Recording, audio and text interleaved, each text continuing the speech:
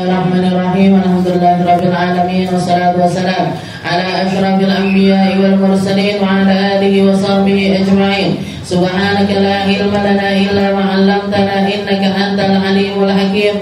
Rabbi shrah li sadri wa yassir li amri wahlul 'uqdatam min lisani yafqahu qawli. Amma ba'd. Alhamdulillah ala ni'matil Islam, alhamdulillah ala ni'matil iman, wa kafa biha bin ni'mah. Alhamdulillah, segala puji bagi Allah Subhanahu wa taala yang menghadirkan kita, membawa kita ke tempat ini, membawa kita untuk duduk di sini, membawa kita untuk berkumpul dengan teman-teman yang semacam ini. Maka semua apa yang kita dapatkan hari ini semuanya adalah hal-hal yang gak akan pernah kita sesali di akhiratnya Allah Ta'ala.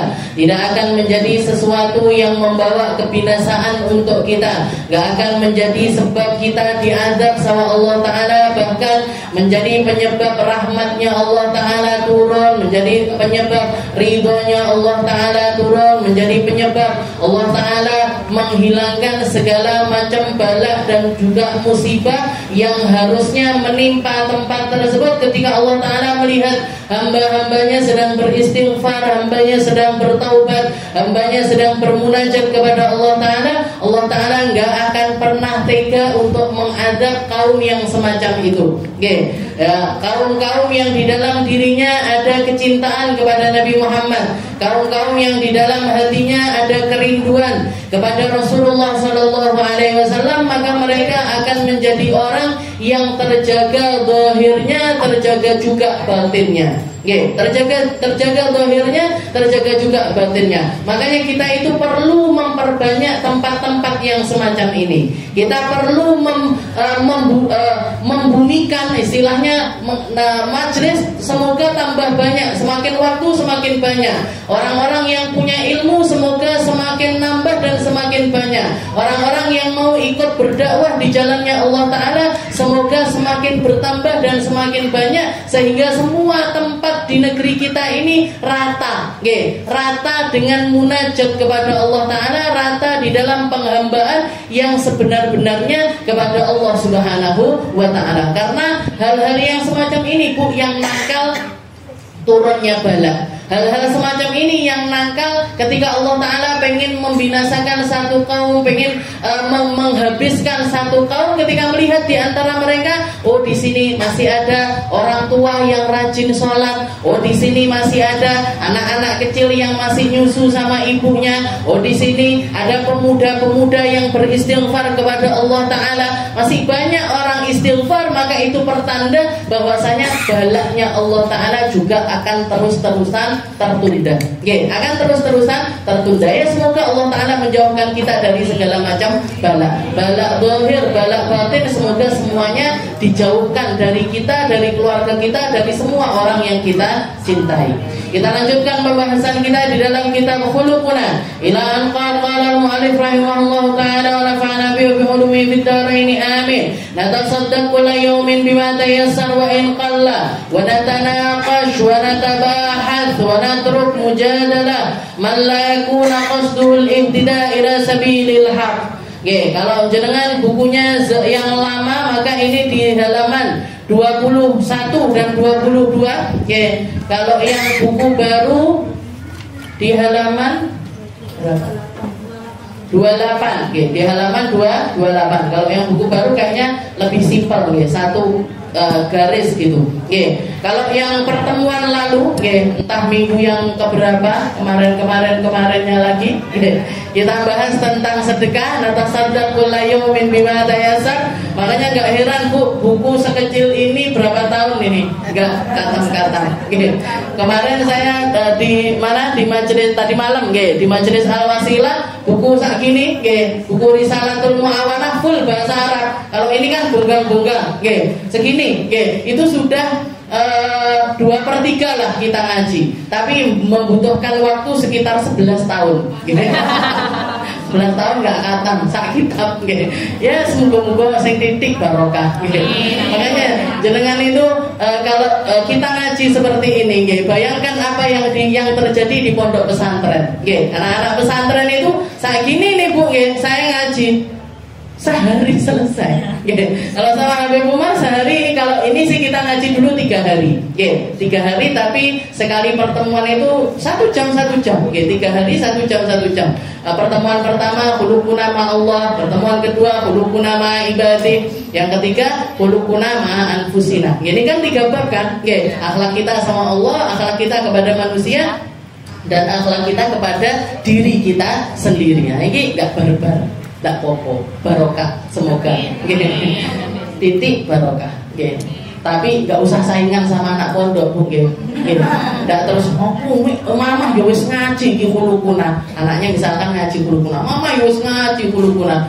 Khuluqunanya jenengan sama khuluqunanya anak-anak pesantren itu yang dibahas. Ini harokat-harokat aja dibahas. Ini jadi apa? Jadi hal, apa mubtada, apa khobar, apa fiil, apa ini dan lain sebagainya. Jenengan mungkin apa mubtada, khobar itu apa sedang. Jadi nggak nyampe. Jadi anak-anak pesantren kan anak-anaknya, Bu. Salah satu hal yang guru saya wasiatkan kepada saya, sampaikan kepada ibu-ibu, orang-orang kalau mau selamat dunia akhirat, orang manusia, orang Islam yang pengen selamat dunianya, pengen selamat juga akhiratnya, jangan sampai lepas dari 3M. Jangan sampai lepas dari 3M. M yang pertama mondok. Kalau ibunya wis gak wayahe mondok, bapake wis gak wayahe mondok, anaknya pondokkan anak-anak kita. Karena kalau kita masukkan di pesantren itu kayaknya tempat yang teraman untuk anak-anak kita. Karena satu hal aja yang kalau jenengan dari sekian banyak kelebihannya pondok, dan saya sebutkan satu aja yang sudah terhindarkan fitnahnya anak luar, anak pondok tidak dapat, itu satu perkara, yaitu mereka nggak pegang HP. Gak pegang HP. Jangan bayangkan anak-anak jenengan bisa nggak sekuat apapun, nggak boleh dijami, dikasih ini dan lain sebagainya, bisa menghindarkan mereka dari HP? Sulit sekali. Sulit sekali. Kecuali bapak ibunya masuk rumah nggak pegang HP, anak-anaknya bisa. Tapi kalau bapak ibunya sepanggang HP, nangis. Khoyal, hayalan, imajinasi aja itu untuk menghindarkan anak-anak kita dari HP. Padahal fitnahnya HP itu luar biasa. Yang pertama mondok, kalau anaknya nggak bisa mondok, cucunya cita-citakan untuk mondok, Bu. Kalau nggak, cucunya juga nggak ada yang berkesempatan mondok, cicitnya, cicitnya ya Allah, muka-muka pokoknya enek anak turunku yang bisa masuk ke dalam pesantren.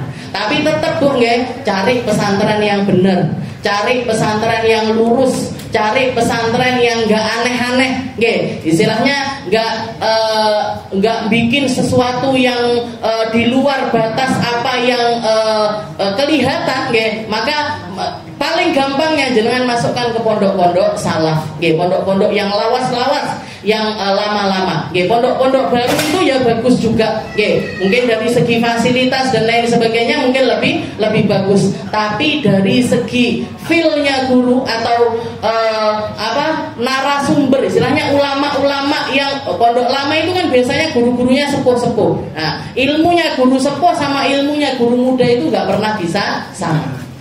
Pondok. Kalau nggak bisa mondok, kalau nggak sempat mondok gimana Ustazah? Kalau nggak sempat mondok, madrasah. Madrasah. Masuk ke madrasah, sekolah-sekolah yang di situ bahas ada ilmu agama Islamnya, ada ilmu agama Islamnya. Istilahnya kalau SD jangan cuma SD negeri aja, tapi SD yang ada plusnya, yang ada agamanya. Kalaupun misalkan tapi anak saya sudah terlanjur SD negeri, ya sudah SD negeri, tapi sorenya madrasah atau malamnya madrasah. Pokoknya harus ada sekolah agamanya, harus ada sekolah. Mau itu SD, mau itu SMP, mau itu SMA, bahkan mau itu kuliah sekalipun, anak-anaknya jenengan sudah kuliah, tetap carikan, ayo dek cari majelis ya. Jadi ini yang ketiga. Kalau nggak sempat madrasah, ya sudah majelis. Kayak yang jenengan lakukan sekarang ini. Nggak sempat mondok, nggak sempat madrasah, yowes majelisan. Minimal itu kita diingatkan selalu. Kalau jenengan rutinnya datang di majelis ini setiap Selasa ini ngaji, semangat. Orang kalau habis ngaji kan semangat lagi kan. pokoknya aku kudu sholatku tak benake, iki tak benerin, ini tak benerin, ini tak benerin. Hari pertama semangat, sak meter. Hari kedua, hari ketiga, hari keempat, nanti Selasa depan ketemu lagi di Cesnas, nurun lagi, ngoten ae sak umur hidup munggah terus bene, timbang ora blas, gitu. Jadi seperti itu, jadi kita ngaji itu makanya harus istiqomah, harus istiqomah. Nah jenengan ngajinya setelung sasi pisan ben Selasa.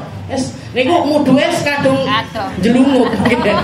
Sudah sampai jelungup lagi ngajine munggahe angel, Bu. Nggih. Naiknya itu sulit. Nggih. Jadi 3M ini tadi kata guru saya. Nggih. Mondok, madrasah, kalau enggak gitu majelis. Nggih. Majelis yang beneran, yang serius biar kita ini dapat dari apa yang dibahas di situ itu kita benar-benar dapat. Enggak cuma masuk sini keluar sini. Nggih. Enggak cuma masuk telinga kanan keluar telinga kiri, tapi kita benar-benar bisa ngerteni, setelah itu memahami, setelah itu berusaha untuk mengamalkannya semaksimal mungkin. Kalau minggu-minggu yang lalu kita bahas natasaddaqu la yaumin bima tayassar wa in qalla. Akhlak kita kepada sesama paling tidak kita ini adalah orang-orang yang punya sedekah rutin harian. Sedekah rutin harian. Mau itu 5.000 sehari, mau itu 2.000 sehari, mau itu 10.000 sehari. Tergantung kemampuannya kita, tapi yang jelas itu kita rutinkan. Biar apa? Biar kita masuk orang-orang yang dikatakan sama Nabi Muhammad SAW, as-sadaqatu burhan. Sedekah itu bukti. Bukti apa? Bukti kalau kamu ini serius nyari ridhonya Allah. Bukti kalau kamu ini benar-benar paham, benar-benar percaya dengan janji-janji yang dikatakan oleh Allah Ta'ala di dalam Al-Quran ataupun yang dikatakan sama Nabi Muhammad Sallallahu Alaihi Wasallam. As-sadaqah la yanqus. Sedekah itu enggak ngurangi harta kita sama sekali. Bal yazdad. Bahkan janjinya Nabi, sedekah yang kita keluarkan itu mesti nambah. Gak mungkin kelong. Jangan keluar 10.000, minimal dibalas sama Allah Ta'ala itu 300.000. 10 kali lipatnya.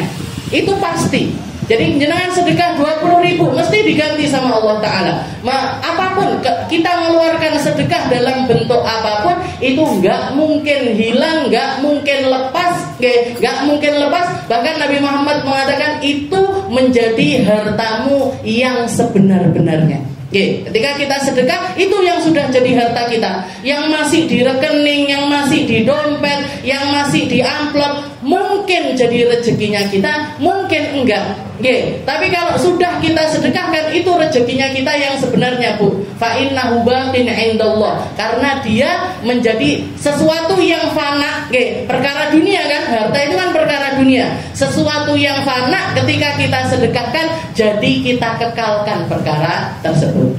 Jadi kita kekalkan, kita dapatkan pahalanya nanti di sisi Allah Subhanahu wa Ta'ala. Jadi nggak kelong. Nah ini orang kalau sedekah rutin, maka dia terbebas dari rasa-rasa yang nggak benar di dalam hatinya.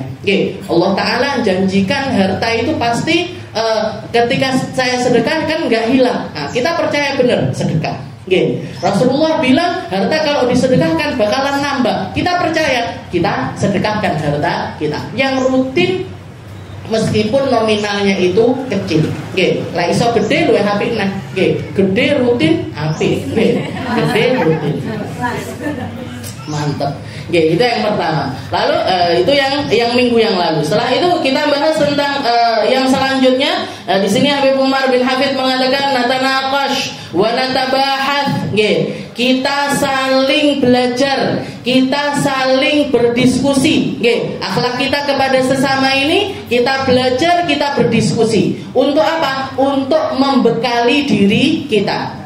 Karena semua ibadah, orang mau sukses dunia, mau sukses akhirat, fa'alaihi bil ilm. Katanya Imam Syafi'i, man arada dunya fa'alaihi bil ilm, wa man arada al akhirah fa'alaihi bil ilm. Orang yang pengen dapat kedudukan dunia, pengen dapat harta dunia, pengen sukses di dunia tentang perkara dunianya, fa'alaihi bil ilm, maka dia butuh ilmunya orang ahli dunia. Nggih toh? Orang pengen jadi dokter, ya kudu sekolah dokter. Nggih, orang mau jadi dokter tapi nggak mau sekolah dokter, ya nggak payu. Nggih, dokter gadungan. Nggih. Namanya kan gitu, dokter amatiran. Nggih, ngoperasi dibelek tok nggak iso jahit, Bu. Nggih. Kalau ngoperasi, kalau kita berobat sama dokter-dokter yang aneh-aneh seperti itu, dibelek tok jenengan ndak dijahit. Jahitnya piye carane? Jadi istilahnya fa'alaihi bil ilm. Katanya Imam Syafi'i, orang mau sukses dunia perlu ilmu. Begitu juga dengan orang sukses akhirat. Orang sukses akhirat itu juga sangat butuh ilmu. Juga sangat butuh ilmu. Makanya jangan belajar ini.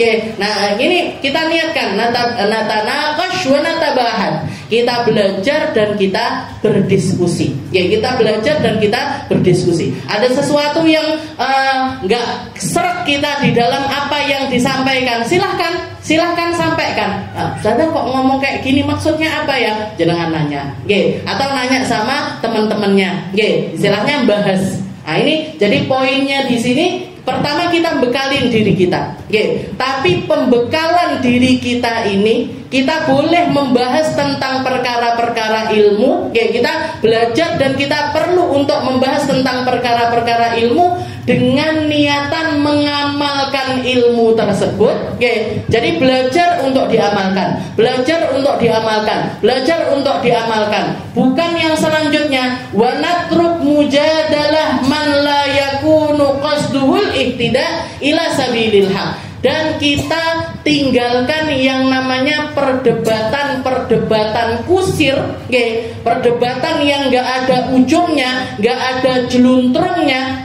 Ini tandanya gimana? Perdebatan yang semacam ini gimana? Kalau kita berdebat sama orang-orang yang maunya menang sendiri.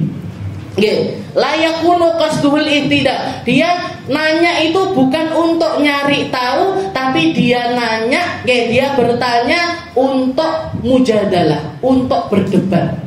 Koyoke ngene, enggak ngene, enggak ngene. Terus saja terus kayak gitu, Bu. Itu namanya debat kusir. Enggak akan ada ujungnya, enggak akan ada ujungnya. Makanya kita belajar ini buat diamalkan. Kita belajar bukan untuk pinter-pinteran. Kita belajar bukan untuk pamer-pameran. Kita belajar bukan untuk menunjukkan siapa yang paling ini dan siapa paling itu. Kita belajar bukan untuk berdebat sama siapapun, tapi kita belajar murni untuk membekali diri kita nyari ridhonya Allah Subhanahu wa ta'ala. Nah ini dikatakan wa natruk mujadalah man la yakuna qasduhul ihtida ila sabilil haq. Jadi kalau ketemu sama orang-orang yang ketika dia bertanya ini niatnya untuk debat, niatnya untuk menjatuhkan atau niatnya untuk nyari menang-menangan, maka tinggalkan perdebatan sama orang semacam itu. Anggap anjing menggonggong. Anggap aja mereka ini sesuatu yang nggak perlu kita dengerin. Begitu juga kalau jenengan ngelihat debat-debat yang semacam itu di internet. Jenengan scroll, ada ustadz ini debat sama ustadz ini, ada ustadz ini. Kadang-kadang ustadznya sebenarnya nggak debat, tapi diketok videonya digabungkan. Ini katanya ustadz ini begini, katanya ustadz ini begini. Jenengan skip aja. Nggak usah ngelihat debat-debat yang semacam itu. Karena apa? Karena tujuannya bukan nyari bener, tujuannya untuk mengadu domba. Tujuannya bukan nyari bener, bukan untuk diamalkan bahkan, bukan untuk mengamalkan, tapi murni niatnya itu mengadu domba satu sama lain. Ngadu domba satu sama. Nah kemarin yang perkara yang viral kemarin antara seorang ustadz sama penjual es nih, jangan nggak usah masuk, Bu. Itu debat kusir, nggak ada jelunturungannya. Yang pro sama ustadz ataupun yang pro sama penjual es teh, itu sama-sama yang ikut nimbrung di dalam perkara tersebut. Mereka punya tujuannya masing-masing.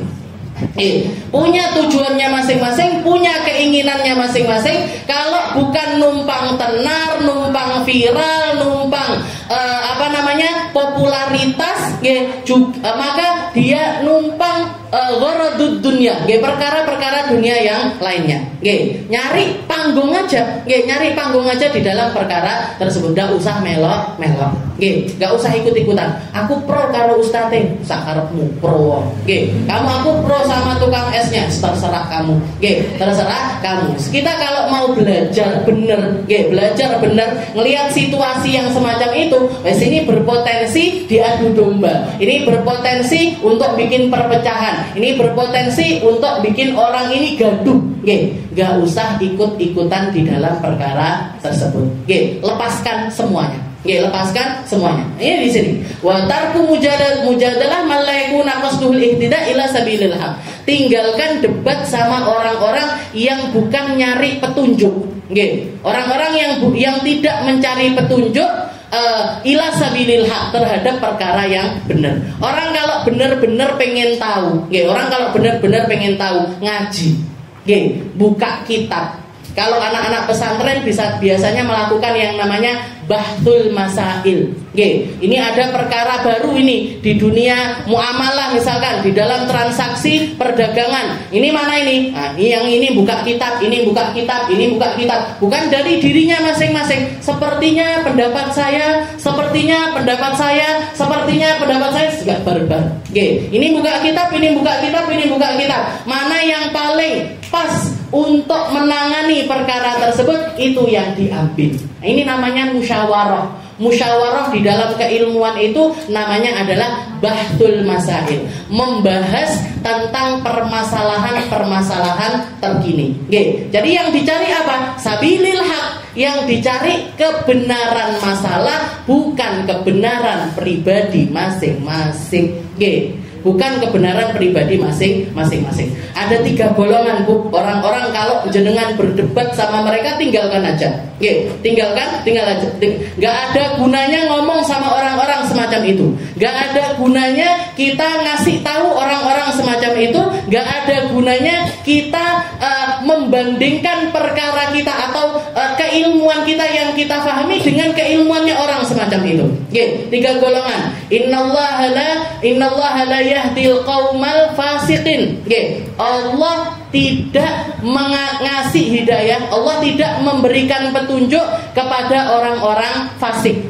Golongan pertama orang-orang fasik. Siapa orang-orang fasik ini? Qul in kana aba'ukum wa abna'ukum wa ikhwanukum wa azwajukum wa ashiratukum wa amwalun iqtaraftumuha wa tijaratun takhshawna kasadaha wa masakinun tardawnaha ahabbu ilaikum minallahi wa rasulih wa jihadin fi sabilihi fatarabbasu hatta ya'ti Allahu bi amri innallaha la yahdil qaumal fasiqin. Orang fasik itu adalah orang-orang yang memenangkan urusannya dia, urusan keluarganya, urusan bapaknya, urusan anaknya, urusan paman-pamannya, wa asyiratun, ataupun keluarganya, juga memenangkan tijarah, perdagangannya dia, memenangkan dia disibukkan untuk ngurusi rumahnya, mempercantik rumahnya, bangun rumahnya dan lain sebagainya, dibandingkan nyari ridhonya Allah, nyari ridhonya Rasulullah, ataupun jihad di jalannya Allah Ta'ala. Katanya Allah Ta'ala, fatarabbasu, tunggu aja. Orang-orang semacam ini tinggal nunggu waktunya dia untuk dibinasakan sama Allah Ta'ala. Orang yang tertipu dengan dagangannya, tertipu dengan kerjaannya, disibukkan dengan harta duniawinya, hidupnya melulu mengumpulkan harta, hidupnya melulu mengumpulkan pundi-pundi harta, cuman jadi nyari uang dihitung-hitung, nyari uang dihitung-hitung, nyari uang dihitung-hitung. Orang yang hidupnya semacam itu, atau disibukkan dengan bangun rumah, mempercantik dan lain sebagainya, ataupun yang memenangkan anak-anaknya ataupun juga keluarganya. Orang-orang semacam ini, Bu, gak akan dapat hidayah dari Allah Ta'ala. Capek urusan sama orang ahli dunia itu, capek. Urusan sama orang-orang yang pikirannya itu penuh dengan perkara-perkara yang urusannya materi, itu gak akan ada ujungnya. Kenapa? Innallaha la yahdil qaumal fasiqin. Allah Ta'ala enggak ngasih hidayah sama orang-orang yang di dalam dirinya, seluruh tubuhnya, seluruh perkara hidupnya ini melulu tentang perkara dunia. kerja terus sampai ndak sempat ngaji, nggih. Kerja terus sampai nggak sempat beramal soleh. Kerja terus sampai nggak sempat ibadah kepada Allah Subhanahu wa Ta'ala. Kalau sudah didatangkan tentang masalah-masalah, anaknya bermasalah, kayak kemarin yang viral, ada anak ditegur, dipukul sama gurunya, sampai dipolisikan, sampai persidangan dan lain sebagainya. Gurunya ini dibilang melakukan kekerasan kepada anak-anak dan lain sebagainya. Nggak usah urusan sama orang-orang semacam ini, Bu. Capek. Kenapa? Karena dia orang-orang yang memenangkan keluarganya ketimbang ridhonya Allah Subhanahu wa Ta'ala. Gak bisa mikir gurunya ini siapa. Ini guru anaknya yang ngajarkan anaknya ilmu, yang ngajarkan anaknya akhlak, yang ngajarkan anak-anaknya ini untuk dididik dengan pendidikan yang baik. Justru dia melakukan perkara-perkara yang semacam itu. Innallaha la yahdil qaumal fasikin. Ini masuk di dalam kategorinya orang fasik. Orang fasik. Gak apa-apa, jenengan kerja silahkan, tapi jangan lupa Allah. Jenengan nyari harta silahkan, tapi jangan melupakan Allah. Jenengan cinta sama keluarga, sama anak-anak, sama suami, sama paman-paman, sama siapapun keluarganya jenengan cinta sama mereka, seneng ngasih hadiah sama mereka, silahkan. Tapi jangan sampai menginjak-injak syariatnya Allah Subhanahu wa Ta'ala. Dan kalau ketemu sama orang kayak gini, Bu, urusan sama orang semacam ini capeknya luar biasa. Capeknya luar biasa. Makanya saya bisa bayangin, ketika saya beberapa kali urusan sama hotel, karena bikin pengajian dan lain sebagainya.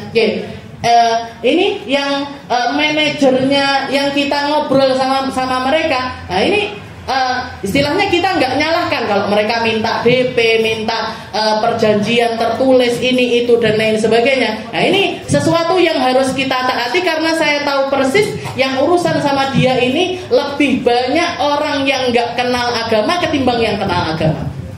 Urusan sama orang yang lebih banyak urusan sama orang yang nggak kenal agama ketimbang orang yang kenal agama.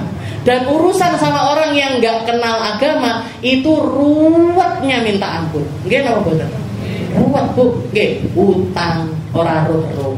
Nggih toh? Nggih, nyewa ini habis itu nggak mau tahu. Nggih, ditinggal, pergi, bahkan mungkin kabur dan lain sebagainya. Ini urusan sama orang-orang ahli dunia ini kayak gini. Seberapa kita nggak bisa mandang, oh ini orang kaya mesti amanah, nggak bisa, Bu. Ini orang kaya mesti kalau ngasih uang itu gampang, belum tentu. Belum tentu. Urusannya sama ini. Urusannya sama iman. Urusannya sama kepercayaannya dia kepada Allah Subhanahu wa Ta'ala. Imannya ini bikin takut sama Allah apa enggak? Imannya ini bikin dia jalan lurus apa enggak? Imannya ini bikin urusannya dia ini dibentengi dengan urusannya Allah atau tidak? Kalau enggak, semuanya bakalan seperti itu. Bahkan ngomong sama orang ahli dunia itu capek. Ngobrol sama orang ahli dunia itu capek luar biasa. Saya pernah ada obrolan lah, ketemu sama orang yang semacam itu, terus kita ngobrol. Kita bilang, Masya Allah ya, ada salah satu pengusaha di Tulungagung ini yang beberapa kali ngundang Habib Syekh. Ngundang Habib Syekh, bikin konser, bikin sholawatan dan lain sebagainya. Ngobrol berapa biayanya? Oh sekian juta. Katanya orang ini tadi ada salah satu orang yang duduk bersama kita ngomongnya gini, apa duit sakmono kok digawe-gawe sholawatan? Buat apa? Uang segitu kok dibuang-buang untuk hal yang semacam itu? Kok dipakai untuk hal-hal semacam? Kalau saya ya tak investasikan. Kalau saya ya tak bikin bangun rumah. Kalau saya tak bikin beli tanah. Ini pikirannya orang ahli dunia. Kalau kita kan ngomongnya, Masya Allah ini, dia mengeluarkan uang segitu untuk membuat sekian ribu orang lisannya ini bersalawat kepada Rasulullah Sallallahu Alaihi Wasallam. Bikin lisannya sekian orang banyak ini salawat sama Nabi, itu sesuatu yang nggak bisa dinilai dengan harga. Ini orang pertama yang nggak dapat hidayah dari Allah. Golongan kedua, innallaha la yahdi qaumad dzalimin. Allah Ta'ala nggak ngasih hidayah sama orang-orang dolim. Orang-orang dolim. Siapa orang dolim? Fa illam yastajibu lak fa'lam annama yattabi'una ahwa'ahum wa man adalla mimman ittaba'a ahwa bighairi hudan minallah innallaha la yahdil qaumad dzalimin. Orang-orang yang selalu ngikuti hawa nafsunya.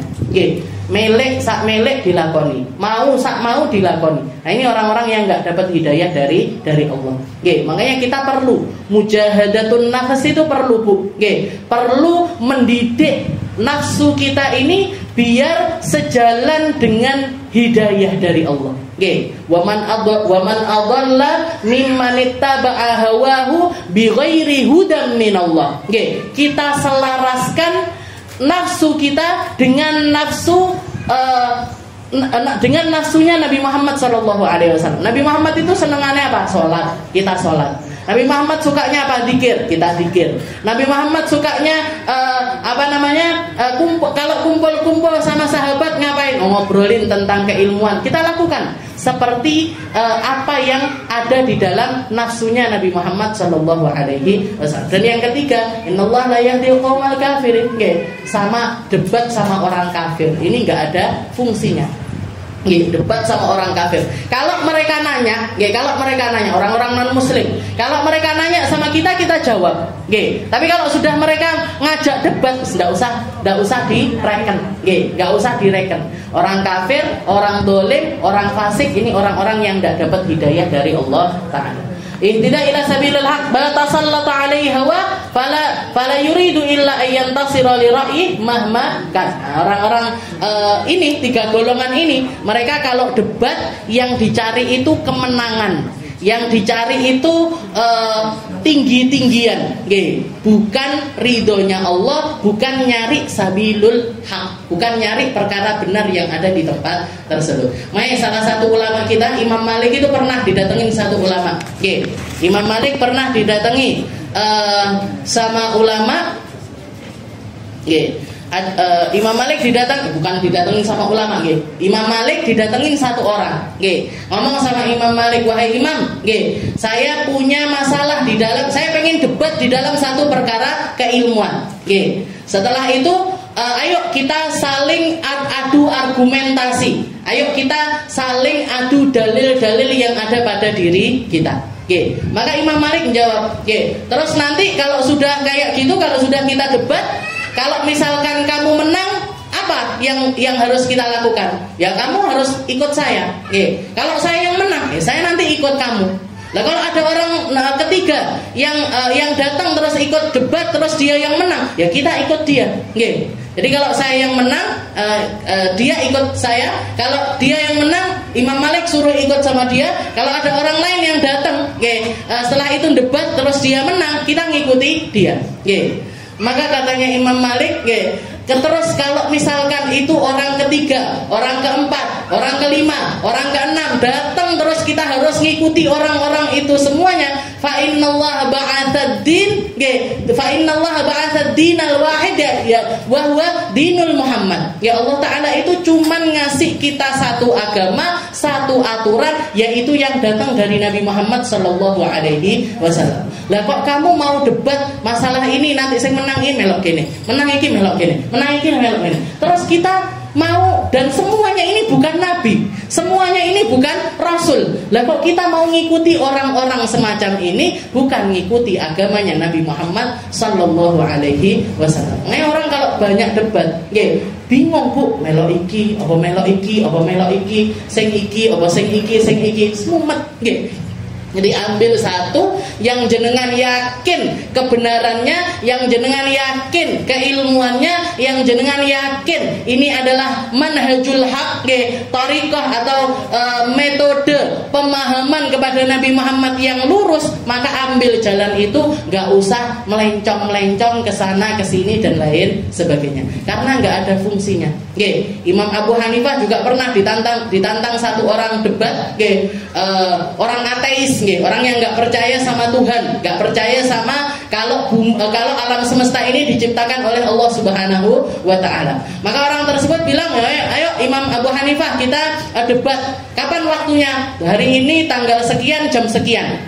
Nanti saya undang orang banyak untuk menyaksikan perdebatannya kita. Ya khair, katanya Imam Abu Hanifah. Ya sudah, ayo nanti saya bakalan datang. Sudah, akhirnya digelar acaranya. Digelar acaranya. Si orang ateis ini sudah datang. Imam Abu Hanifah ini ditunggu 1 jam gak datang, 2 jam gak datang, 3 jam gak datang, sampai orang-orang ini udah sekutu-kutu bubar. Akhirnya orang ateis itu mengatakan, lihat imam kalian, bahkan untuk datang berdebat aja dia nggak berani. Dia datang untuk berdebat nggak berani. Mesti berarti akidahnya itu akidah yang salah. Yang benar itu saya nggak percaya sama Tuhan. Nggak lama setelah itu Imam Abu Hanifahnya datang. Datang naik ke atas panggung. Begitu naik ke atas panggung, kamu kenapa kok terlambat? Oh, saya tadi sebenarnya nggak pengen terlambat. Terus kenapa? Saya tadi itu mau datang ke sini itu kan harus nyebrangi sungai. Saya tunggu kapal nggak ada yang lewat. Saya tunggu kapal nggak ada yang lewat. Tahu-tahu ada satu pohon, tahu-tahu ada satu pohon ambruk. Setelah itu pohonnya itu tahu-tahu jadi perahu. Setelah itu tahu-tahu keluar layarnya. Tahu-tahu keluar ininya, setelah itu tahu-tahu ada dayungnya. Habis itu saya dayunglah si perahu ini tadi sampai saya ke tepian. Akhirnya saya bisa hadir di majelis ini. Katanya si orang ateis, mustahil ada yang kayak gitu, itu nggak mungkin. Pohon mau jadi perahu itu ya mesti ada pemahatnya, pasti ada yang bikinnya, pasti ada arsiteknya dan lain sebagainya. Dijawab oleh Imam Abu Hanifah, lah itu tahu. Lah itu kamu tahu. Kalau misalkan untuk bikin perahu aja butuh siapa-siapa orang yang bikin perahu tersebut, fa kaifa bihadhil alam. Terus gimana dengan alam semesta ini? Langit masa terjadi begitu saja? Bintang masa terjadi begitu saja? Manusia masa terjadi begitu saja? Kamu sendiri yang sudah membahas tentang kebatilan pemahamanmu tentang Allah Subhanahu wa taala. Mangga menang ku Imam Abu Hanifah. Jadi nggak pakai piye dalil begini begitu dan lain sebagainya, harus dibuktikan semuanya sama Imam Abu Hanifah. Jadi kalau ketemu sama orang-orang semacam, kalau kita ketemu sama orang mau debat, dan kita tahu kapasitas diri kita ini nggak mumpuni di dalam perdebatan tersebut, dan tapi kita butuh argumen, maka tanyakan kepada orang yang lebih alim. Tanyakan kepada orang yang lebih alim. Sudah ada yang orang nanya gini. Dia nyari, kalau benar-benar yang dicari ini solusi, maka reken, istilahnya dengarkan orang tersebut. Tapi kalau wes mencela-mencele kemana-mana, ini tadi 3 golongan ini tadi Bu, yang nggak usah didengerin. Kalau dia mau debat kita nggak usah didengerin. Orang kafir, orang dolim, orang fasik. Orang fasik, orang dolim, orang kafir ini nggak perlu kita dengarkan kalau mereka mau mendebat kita. Wallahu a'lam bishawab. Insyaallah kita lanjutkan di pertemuan kita yang selanjutnya.